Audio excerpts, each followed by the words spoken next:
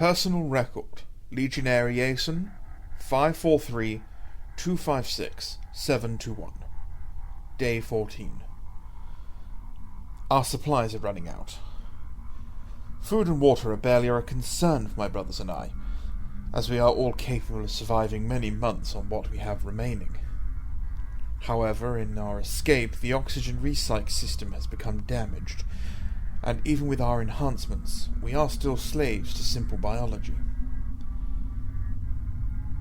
We finally have some good news. Apothecary Erebotus has managed to get everybody back on their feet and combat ready.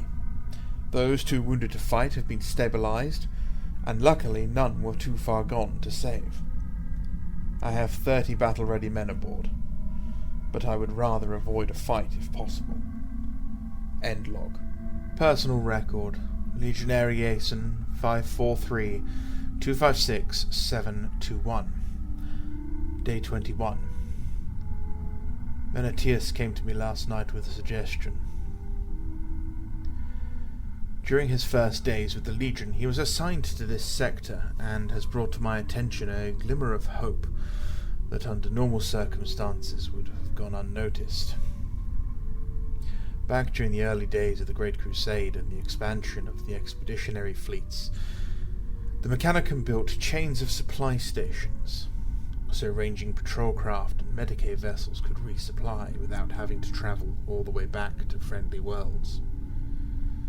Many of these stations are still operational, and assignment to these posts is less than desirable. It often means no glory, no honour. No wonder none of us thought of it. They're not exactly something that the young of the Legion would like to be reminded of. So, with that, we are headed to the armory station at Iolcus. Perhaps there we can find answers to the madness of the last few weeks.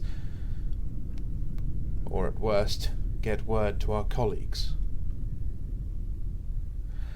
I have avoided letting my mind dwell on the reasoning behind why Lorgar's sons would turn their weapons on us, and I hope the answer is something simple. Some Xenos technology or witchery. I don't think I could stomach the alternative. End log. They found us. 2 heavy cruisers caught us as we reverted to real space after a short warp jump. Typhus, acting as quick as always, steered us directly into a nebula nearby, and has assured me it shall cloak our movements and scramble the enemy Auspex sensors. How? How have they tracked us through the warp so accurately and so quickly? I am ashamed to say I muttered a prayer to the old gods of my homeworld as their dark shadows passed over us. End log. Personal record, Legionnaire Iason, 543-256-721. Day 27. I don't know why I keep making these records. Perhaps someone will find them someday. Or perhaps I can delete them once we reach Calth. Either way, I've decided to continue recording. This nebula is so dense it is as if we were flying through water. It is so thick that sound carries through it despite us being in the void. I can hear the resonations of the hunter's Auspex sensors. They wail like great hunting orcas. Typhus swears he's seen another vessel in the void, not those cruisers, not belonging to the Word-Bearers. I have ordered him to keep it to himself. I can't afford to have the men chatting about ghost ships. If we can hear the cruisers, I am certain that they can hear us. End log. Personal record, Legionnaire Iason, 543-256-721. Day 29. By the mountains of Macragge, Typhus was correct. We located the vessel and managed to use our maneuvering thrusters to bring us alongside. It's twisted and broken, but clearly of Imperial design. Bears no word-bearer markings. And from the damage to its surface, it has been here for some time. I daren't order an in-depth Auspex scan, but our passive sensors have detected what appears to be a possible life sign. And where there is life, there is air. I have ordered a boarding action. We need those supplies. End log.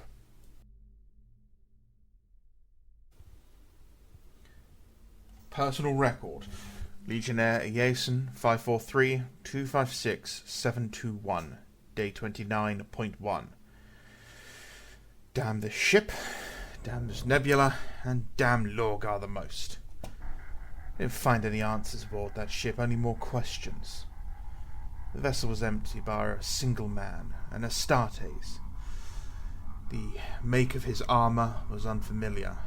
The colourings and heraldry alien to me.